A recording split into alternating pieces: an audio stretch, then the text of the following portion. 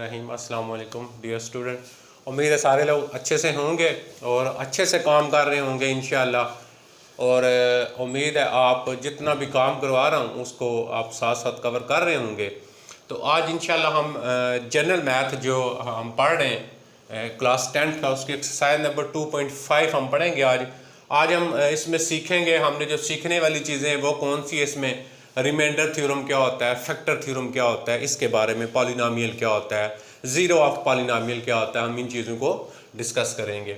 जी, polynomial को हमने first chapter जब स्टार्ट किया था उसमें भी हमने डिस्कस किया था कि अगर आपके पास कोई भी वेरिएबल में वैल्यू स्टेप वाइज कम हो रही हो तो वो पॉलिनोमियल होता है। जैसे ये x3, x2, x1 and constant, तो ये एक पॉलिनोमियल है और इसकी जो हायर पावर होती है वो इसकी डिग्री होती है। तो इसका मतलब इसकी हायर पावर कितनी है, 3 है।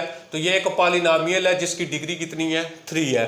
अगर मैं लिख लेता हूँ P Y is equal to x square plus x plus 1, तो ये गलत है क्योंकि इधर y आ रहा है इधर x आ रहा है। तो इसका मतलब ये हुआ कि आपके पास जब वैल्यू इधर x में है तो इधर x आएगा। अगर आप y में लिखेंगे तो ये आपके पास सारी वैल्यू जो हो जाएंगी वो आपके पास y में हो जाएंगी। तो ये पॉलिनोमियल है इन x और ये पॉलिनोमियल इन y। अगर t में होगा तो पॉलिनोमियल इन t।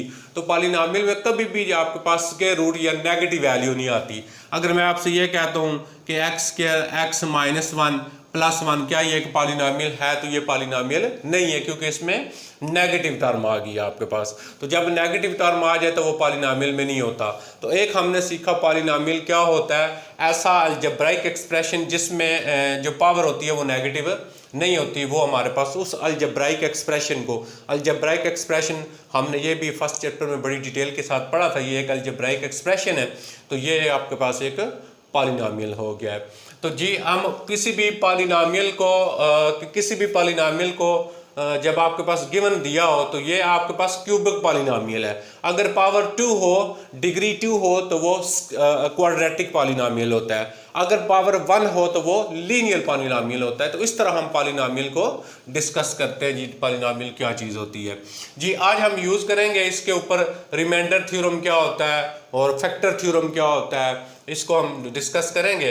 तो जी, px ये एक गिवन पॉलिनोमियल है, तो आपने क्या फाइंड करना है, फाइंड p2 फाइंड करना है आपने। अब p2 किस तरह फाइंड करेंगे वो हमें यहाँ पे इशारा दे रहा है कि x की जगह आपने क्या करना है, 2 लगाना है। यानी जहाँ पे x है वहाँ पे आप क्या करेंगे, 2 लगाएंगे। तो ये 2 की पावर 3 हो जाएगा -5 इंटू 2 का स्क्वायर हो जाएगा 7 इंटू 2 हो जाएगा -7।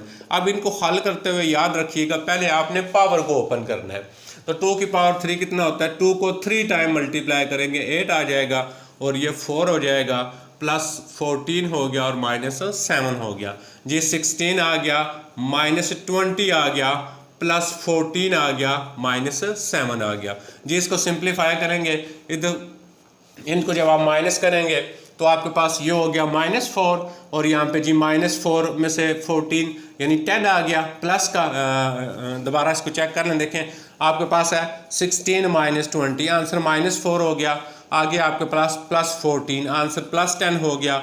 जी, आगे -7, आंसर कितना हो गया, 3 हो गया। जी, इसका आंसर क्या आ गया, 3। अब यहाँ पे ये जो वैल्यू बच जाती है इस वैल्यू को हम क्या कहते हैं, रिमाइंडर कहते हैं। जी, ये हमारे पास रिमाइंडर है और प्रोसेस जो होता है इसको हम रिमाइंडर थ्योरम कहते हैं। इस तरह हम रिमाइंडर थ्योरम को हम हल करते हैं। एक एक्सरसाइज अब हमने ये भी शायद पढ़ी थी कि x की जगह 0 पुट करें, इसके रूट्स निकालें। तो x की जगह 0 पुट करते थे, जहाँ जहाँ पे आंसर 0 आता था इक्वेशन के वो उसके रूट्स होते थे। ये हमारे पास जो है ये हमारे पास रिमाइंडर थ्योरम होता है। क्या होता है कि जो गिवन वैल्यू दी हो उसमें पॉलिनोमियल में पुट करेंगे, बाकी जो बचता है उसको रिमाइंडर कहते हैं। अब देखें रिमाइंडर क्या होता है, अगर आप 7 को डिवाइड करते हैं 2 के ऊपर, देखें ये आ जाता है 2 3 जार 6, यहाँ पे जो वैल्यू नीचे आ जाती है ये रिमाइंडर होता है, आपने पढ़ा है, इसको रिमाइंडर कहते हैं। और उसके बाद सेकंड हमारे पास आ जाता है, रिमाइंडर के बाद आ जाता है हमारे पास ऊपर जो वैल्यू लिखी होती है ये वैल्यू, इसको हम क्वोशिएंट कहते हैं। जी, ये वाला हमारा डिवाइजर और ये डिवाइडेंड होता है। तो ये 4, इसको डिवाइजर कहते हैं और इसको डिवाइडेंड कहते हैं। तो वैसे तो हमने मल्टीप्लिकेशन में ऐसे पढ़ा कि इस तरह डिवाइड करें तो आपके पास ये आता है। अब ये क्वेश्चन का हिस्सा नहीं है जो मैं आपको चीज़ बताने लगा हूँ। अगर आपके पास ये 2 पे आपने इसको चेक किया है तो ये क्वेश्चन के ऊपर डिवाइड करें ना हम, यानी x इज इक्वल टू 2 हमने लगाया ना यहाँ पे, देखें ये x इज इक्वल टू 2 है, देखें ना x की जगह 2 लगाया ना, x इक्वल टू, तो ये x माइनस 2 आएगा जब आप इधर लेके आएंगे। अब आप इसको और इसको डिवाइड करें ना अगर, किस तरह, यानी इस तरह 2x3 minus 5x square plus 7x minus 7, इसको आप डिवाइड करें किसके ऊपर, x माइनस 2 के ऊपर। डिवाइड करने के बाद आप पे यहाँ पे भी जो आपका रिमाइंडर आएगा सेम यही आएगा जो आपने इस प्रोसेस से आपने हल किया है। तो हम बजाय इस तरह, हमने इस तरह नहीं सॉल्व करना, हमने रिमाइंडर प्रोसेस लगाना है, रिमाइंडर थ्योरम लगाना है। वो क्या होगा, उस तरह भी रिमाइंडर यही आता है, इस तरह भी रिमाइंडर आपका यही आएगा, लेकिन हमने क्योंकि रिमाइंडर थ्योरम पढ़ना रिमाइंडर फाइंड करने के लिए, तो हम क्या करेंगे, इस प्रोसेस को लगाएंगे जिसको हम क्या कहते हैं, रिमाइंडर थ्योरम कहते हैं। अब इसमें रिमाइंडर कितना हो गया, 3 हो गया जी। अगर आपके पास यहाँ पे ये वैल्यू लगाने से अगर इधर आंसर आपके पास 0 हो जाए, 0 से मतलब होता है रिमाइंडर 0 हो गया।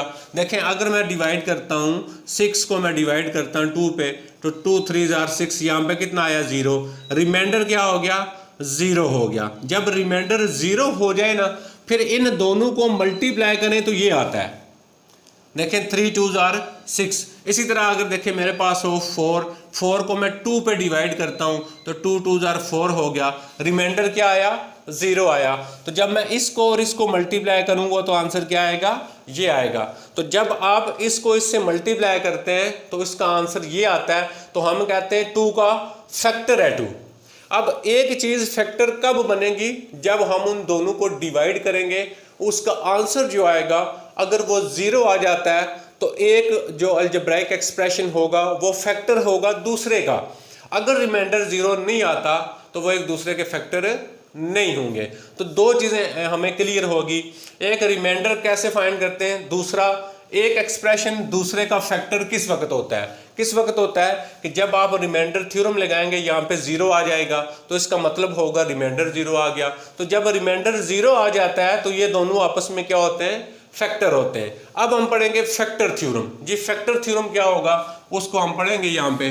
तो क्वेश्चन नंबर, अभी मैंने जो है ना पहले क्वेश्चन नंबर 1 का ही पार्ट 1 लिखा हुआ है और 3 लिखा हुआ है। इसमें हमने फैक्टर, इसमें सिर्फ जस्ट रिमाइंडर थ्योरम लगाना आपने। अभी नेक्स्ट में हम फैक्टर थ्योरम पढ़ेंगे जी। अब इसमें क्या फाइंड करना है जी, p-1 फाइंड करना है। तो -1 की पावर 4 हो जाएगी, 5 इंटू -1 की पावर 3 हो जाएगी, 13 इंटू -1 का स्क्वायर हो जाएगा -30।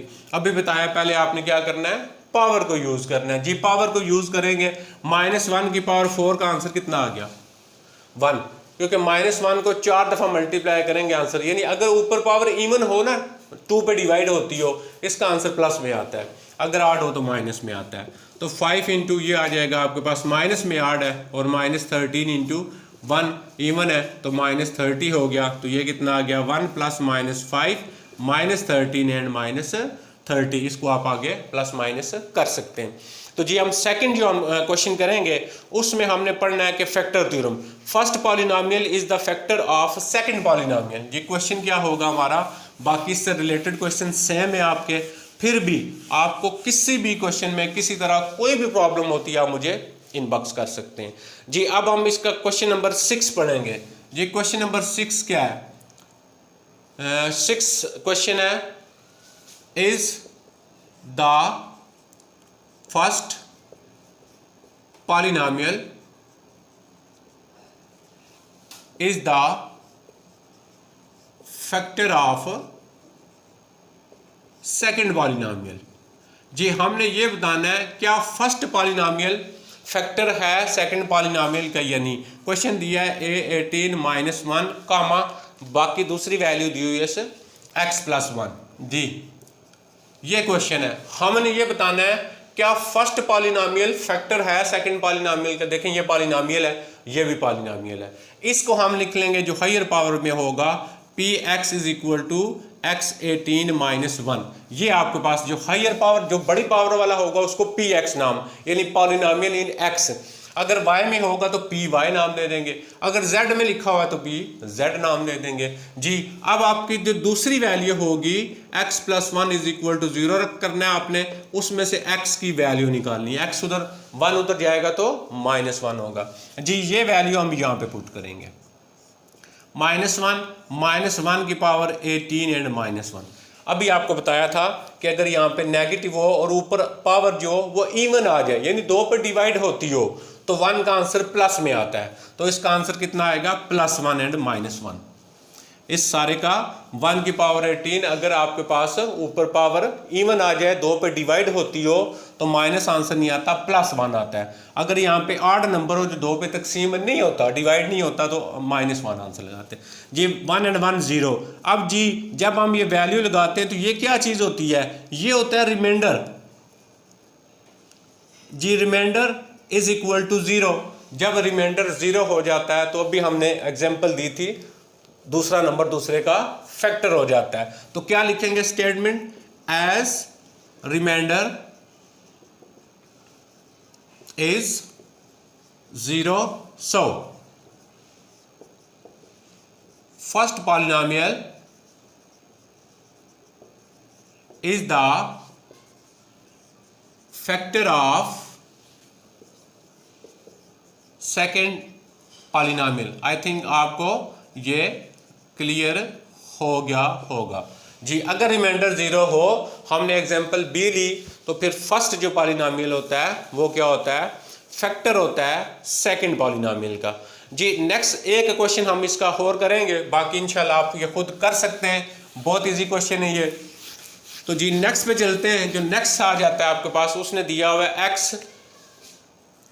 x9 y9 और सेकंड वैल्यू है x-2 is the first polynomial is the factor of second polynomial जी। फर्स्ट पॉलिनोमियल को नाम दे दिया जी। आपके पास आ जाता है ये क्वेश्चन जो है x9 + x9 मैंने लिखा हुआ है यहाँ पे, दोनों x9 है, ठीक है। आप चेक कर लीजिएगा, क्वेश्चन सेम उसी तरह, क्योंकि आपको पॉलिनोमियल x में x9 + x9 जी। ये पॉलिनोमियल हो गया, इसको इक्वल 0 किया, x = 2 हो गया। तो जी क्या आ गया? P2 = 2 की पावर 9 + 2 की पावर 9 हो गया। तो जी आप जस्ट आप इसको सॉल्व करेंगे, 2 की पावर 9 कितना होता है? 2 को कितनी, अगर आंसर 0 आ जाता है तो आपके पास फिर क्या होगा? ये क्वेश्चन आप क्वेश्चन चेक कर लीजिएगा, हो सकता है यहाँ पे किसी क्वेश्चन में यहाँ पे ये पावर जो चेंज हो या कुछ हो। तो इस तरह अगर 0 आ जाता है तो आपने क्या लिखना है? First polynomial is the factor of second polynomial. याद रखें, क्वेश्चन अपने आप को बुक तक महदूद ना रखें, आप मेन कंसेप्ट सीखें कि व्हाट इज रिमाइंडर थ्योरम। तो दुनिया जहान का क्वेश्चन किसी भी बुक से हो जाए, आपसे कोई रिमाइंडर थ्योरम लगा के रिमाइंडर फाइंड करें तो आपको आना चाहिए। What is factor theorem? Is the first polynomial is the factor of second polynomial show करना है। स्टेटमेंट याद रखें, तो फिर आपको कोई भी क्वेश्चन होगा वो आप कर सकते हैं। फिर भी किसी भी जगह पे प्रॉब्लम होती है आप मुझे इनबॉक्स करें, इंशाल्लाह मैं आपको उसको दूर करने की कोशिश करूँगा। बहुत शुक्रिया, अपना ख्याल रखिएगा।